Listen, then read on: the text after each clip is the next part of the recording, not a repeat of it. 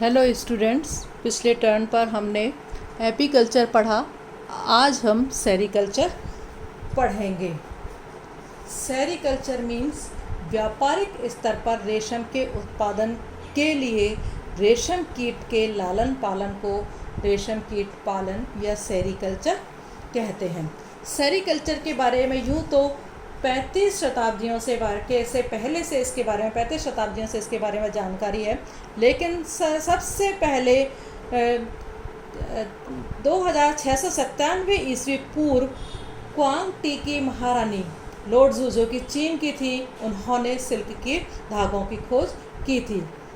इसलिए प्रोडक्टेड सिल्क के बारे में चीन वासियों को 2000 वर्ष पूर्व से ही जानकारी थी, लेकिन राजनीतिक और कूटनीति की वजह से इसकी जानकारी को गुप्त रखा गया था, क्योंकि पहले ऐसा माना जाता था सिल्क के जो है वो सोने के समान कीमती है और चीन में सिल्क के बदले में वहाँ से सोना ही, जहाँ बेचती थी सिल्क वहाँ से सोना ही आता था।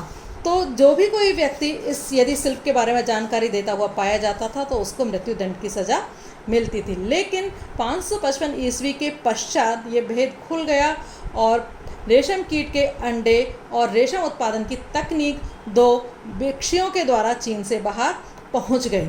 ये भिक्षुक यूरोप के द्वारा भेजे गए थे और अब चीन के सिल्क के बारे में जानकारी भूमध्य गणराज्य, भारत, ब्राज़ील, रूस, इटली, फ्रांस आदि सभी महत्वपूर्ण देशों के इसके बारे में जानकारी है।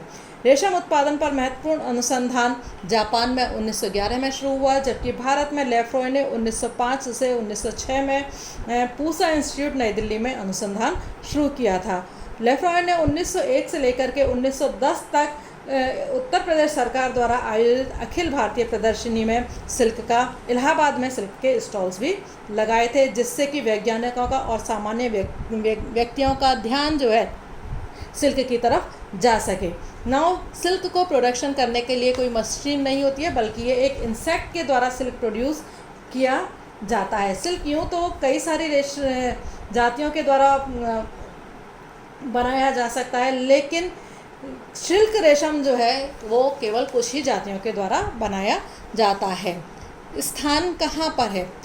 सिल्क मॉथ्स जो है या रेशम कीट जो है फाइलम आर्थ्रोपोडा में आता है and class insecta, order lepidoptera होता है और इसकी दो फैमिलीज़ हैं, बॉम्बिसिडी और सैटर्निडी फैमिलीज़ में आता है। इसका जीनस जो हम पढ़ेंगे बॉम्बिक्स और स्पीशीज़ जिसकी मोराई है। तो इसकी दो फैमिलीज़ हैं, बॉम्बिसिडी और सैटर्निडी। नाउ इसकी स्पीशीज़ कौन कौन सी हैं जो कि रेशम बनाती हैं? Species of silk worm. सबसे पहले बॉम्बिक्स मोराई या शहतूत का रेशम कीट। बॉम्बिक्स मोराई बॉम्बिसिडी फैमिली का है, जिसका ओरिजिन चीन है, लेकिन अब Japan, Bharat, Korea, Italy, France और रूस में भी सिल्क प्रोडक्शन होता है। ये सिल्क मॉथ शहतूत की पत्तियों को खाता है, मीन्स इनका फूड जो है मलबरी लीव्स हैं, इस वजह से इसको मलबरी सिल्क मॉथ भी कहा जाता है। इसके द्वारा प्रोड्यूस सिल्क वाइट या येलो कलर का होता है। एंथेरिया पैफिया या टसर रेशम कीट, यह सैटर्निडी कुल का है और ये भारत, चीन, श्रीलंका सब जगह पर पाया जाता है। इसकी कैटरपिलर बेर, बलूत, ओक, साल और अंजीर की पत्तियों को खाता है। इसका सिल्क भूरे रंग का होता है और रीलिंग करने लायक होता है। कलर ब्राउन कलर का ये होता है। टसर की इल्लियों का पालन पोषण आसान नहीं होता है, क्योंकि इनके कोकून्स जो हैं उनको अभी भी जंगलों से कलेक्ट करना होता है। एंथेरिया असामा मूंगा रेशम कीट, यह भी सैटर्निडी कुल का है, सेमी डोमेस्टिक है। इसका ओरिजिन आसाम है, जहाँ पर ये कुटीर उद्योग की तरह से काम में आता है। और मूंगा सिल्क मॉथ मैचिलिस की पत्तियों को खाता है, जिनसे कि मूंगा सिल्क का निर्माण होता है, जो कि ब्राउन रेड कलर का होता है। एरी सिल्क यह भी एटेकस रेसिनाई एरी सिल्क मॉथ, ये भी सैटर्निडी कुल का है और पूर्वी एशिया में सिल्क का प्रोडक्शन होता है। ये अरंडी की पत्तियों को खाता है। इसके कोकून को शहतूत रेशम कीट के कोकून की भांति धागाकरण नहीं कर सकते हैं, क्योंकि पूरे धागे के रूप में हम इसे उधेड़ नहीं सकते, इसको हमें काटना ही पड़ता है। लेकिन इसकी लाइफ साइकिल जो है शहतूत के कीड़े की तरह ही होती है। इस वजह से इसके कोकून के द्वारा बनाया गया सिल्क जो है लूज टेक्सचर का होता है, चमक इसकी कम होती है, परंतु मजबूती जो है इस बहुत होती है। स्थानीय भाषा में इसको अरंडी सिल्क भी कहते हैं। ओक सिल्क मॉथ या एंथेरिया पैरेनाई, एंथेरिया पैरेनाई भी सैटर्निडी फैमिली का है। चीन और जापान में पाया जाता है। हिमालय में पाए जाने वाले एंथेरिया रॉयलेट और एंथेरिया या जापान में एंथेरिया यामामाई काफ़ी टाइम से पाले जाते रहे हैं। इनका रेशम जो है अच्छी क्वालिटी का होता है। अटेकस एल्टस दैत्याकार रेशम कीट, ये भी सैटर्निडी कुल का है, भारत और मलेशिया में पाया जाता है। और रेशम कीट की जीवित जातियों में ये सबसे बड़ा है तथा इसके फैले हुए पंखों की लंबाई 11 इंच के करीब होती है। उपरोक्त सभी जातियों में से जो ज़्यादातर जिनसे सिल्क प्राप्त होता है वो है बॉम्बेक्स मोराई, अटेकस रेसिनी, एंथेरिया असामा और एंथेरिया पैफिया के द्वारा सिल्क प्राप्त होता है। 9 शहतूत का कीड़ा होता कैसा है? Life cycle. Mulberry silk moth जो है वो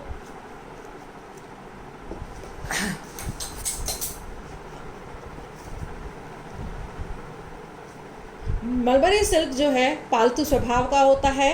आनुवांशिक तकनीकों द्वारा रेशम कीट की अनेक प्रजातियां जो हैं वो तैयार कर ली गई हैं, जो भारत में 2 से 7 तक और कई जगह पर 1 या 2 स्पीशी, 1 या 2 पीढ़ियाँ जो हैं बनाती हैं। ये डिपेंड करता है कि वहाँ की क्लाइमेटिक कंडीशंस कैसी हैं। यदि कोई रेशम कीट वर्ष में 1 ही पीढ़ी पूरी करते हैं तो उससे यूनिवॉल्टाइन कहते हैं। यदि 2 पीढ़ियाँ पूरी करते हैं बाईवॉल्टाइन कहते हैं, और यदि वो 2 से अधिक फसलें देती हैं तो उनको मल्टीवॉल्टाइन प्रजाति कहा जाता है। तो ज़्यादा सिल्क प्राप्त करने के लिए मल्टीवॉल्टाइन तैयार किए जाते हैं। नाउ लाइफ साइकिल कैसी होती है? वयस्क मोराई की लंबाई 2.5 सेंटीमीटर होती है, पीले रंग का होता है। एंड जो फीमेल है वो शरीर से भारी होती है, उसके पंख छोटे होते हैं और यह उड़ नहीं सकती है। यूनिसेक्सुअल होती है और इनका लाइफ साइकिल जो है 2 से 3 दिन की ही होती है मेल की, जिसमें कि वो कुछ भी नहीं खाता है। फर्टिलाइजेशन, कॉपुलेशन के पश्चात में इंटरनल फर्टिलाइजेशन होता है। कोकून से निकलने के तुरंत पश्चात जो मेल कीट है वो 2 से 3 घंटे तक मैटिंग करता है और वो अलग नहीं हो पाता है, मर जाता है। एग लेइंग, फर्टिलाइजेशन के तुरंत पश्चात जो फीमेल है वो तुरंत अंडे देना शुरू कर देती है। ये एग लेइंग का काम 1 से 24 घंटों में पूर्ण हो जाता है और एक फीमेल एक बार में 400 से 500 तक अंडे ये दे सकती है। ये इस बात पर डिपेंड करता है कि वहाँ का मौसम कैसा है, कैटरपिलर किससे बनी हुई है, उसने भोजन ग्रहण करने की मात्रा क्या रही है। जो एग्स हैं वो जिलेटिन के द्वारा कवर्ड रहते हैं, जो अंडों को एक दूसरे से अच्छी तरह से चिपकाए रखते हैं। नाउ एग्स कैसे होते हैं? एग्स गोल होते हैं, सफ़ेद होते हैं। ताज़े दिए गए लगभग 2000 अंडों का वज़न 1 ग्राम के करीब होता है और जैसे जैसे समय व्यतीत होता चला जाता है एग्स का कलर डार्क होता हुआ चला जाता है। सामान्यतः अंडे 2 तरह के होते हैं, डायपॉज एग्स और नॉन डायपॉज एग्स। जो डायपॉज एग्स हैं वो समशीतोष्ण या टेम्परेट पार्ट्स में पाए जाते हैं, जबकि नॉन डायपॉज एग्स जो हैं ज़्यादातर उष्ण कटिबंधीय या ट्रॉपिकल रीजन्स जो हैं वो उनके अंदर पाए जाते हैं। डायपॉज एग्स में जो एग्स की वाइटल एक्टिविटीज़ हैं या जो जैविक क्रियाएं हैं वो रुक जाती हैं। हैचिंग, एग से लगभग 10 दिन के बाद में एग से लार्वा निकलता है, जिसे कि कैटरपिलर लार्वा कहते हैं। ये स्टेज जो है काफ़ी इम्पॉर्टेंट स्टेज होती है। लगातार इसमें अंडे से निकलने के तुरंत पश्चात कैटरपिलर लार्वा को भोजन की आवश्यकता होता है, अतिभोजी होता है, इस वजह से इसको वॉरेसियस भी कहते हैं। यदि भोजन की पर्याप्त मात्रा नहीं मिलती है तो कैटरपिलर का उचित विकास नहीं हो पाता है या फिर वो मर जाते हैं, जिससे कि रेशम उद्योग को काफ़ी हानि होती है। नाउ कैटरपिलर कैसा होता है? जो पैदा हुआ या तरुण कैटरपिलर होता है वो 0.3 सेंटीमीटर लंबा होता है, हल्के पीले सफ़ेद रंग का होता है। इनके मुखांग मैंडिबुलेट टाइप होते हैं, जिसकी वजह से ये आसानी से शहतूत की पत्तियों को खा सकता है। कैटरपिलर लार्वा के 12 सेगमेंट्स इसके अंदर पाए जाते हैं, जिसके एब्डोमेन में 10 सेगमेंट्स होते हैं, जहाँ पर कि 5 जोड़ी स्यूडोलेग्स जो हैं इनके अंदर पाए जाते हैं। एक डॉर्सल हॉर्न होता है जो कि एनल सेगमेंट पर पाया जाता है। फर्स्ट इंस्टार लार्वा काफ़ी कोमल होता है, जो केवल बहुत मुलायम शहतूत की पत्तियों को ही खा सकता है। वॉरेसियस होने की वजह से बहुत तेज़ी से ग्रोथ होती है और इसके अंदर 4 मोल्टिंग्स होती हैं और 4 मोल्टिंग्स होने के बाद में सेकंड, थर्ड, फोर्थ और फिफ्थ, लास्ट में फिफ्थ इंस्टार लार्वा जो है वो बन जाता है। हैचिंग से लेकर के फिफ्थ इंस्टार लार्वा तक बनने में इनमें लगभग 21 से 25 दिन तक का समय लगता है। एंड कंप्लीट कैटरपिलर लार्वा बनने के बाद में जो कैटरपिलर लार्वा है वो 7.5 सेंटीमीटर का हो जाता है। इसमें एक जोड़ी सलाइवरी ग्लैंड्स लार ग्रंथियों का विकास हो जाता है, तब ये भोजन करना बंद कर देता है। और जब ये भोजन करना बंद कर देता है तब ये लार्वा जो है प्यूपा अवस्था में बदल जाता है। प्यूपा कैटरपिलर लार्वा भोजन बंद करने के बाद में पत्तियों के एक किनारे की तरफ चला जाता है और अपनी रेशम ग्रंथियों के द्वारा चिपचिपा द्रव सीक्रेट करता है।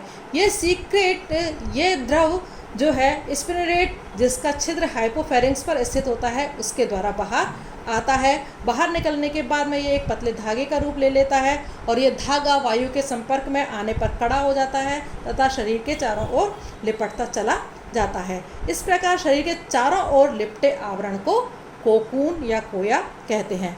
कोकून बाहर से हमें अव्यवस्थित होते हैं, लेकिन भीतर के धागे जो हैं वो पूरी तरह से व्यवस्थित होते हैं। प्यूपा द्वारा स्रावित एक पूरे रेशम के धागे की लंबाई 1000 से 2000 मीटर तक होती है और इसे बनाने में इल्ली को या कैटरपिलर लार्वा को 3 दिन लगते हैं। धागा कोकून के चारों ओर अभिकेंद्रीय रूप से लिपटा रहता है और प्यूपा जो है लगातार 65 बार प्रति मिनट की दर से एक ओर से दूसरी ओर गोल चक्र में अपना सिर घुमाता चला जाता है। ये पाया गया है कि 1 पाउंड रेशम लगभग 2500 कोयों से प्राप्त होती है। इमरजेंस ऑफ इमेगो प्रौढ़ का कीट का निर्गमन। प्यूपा काल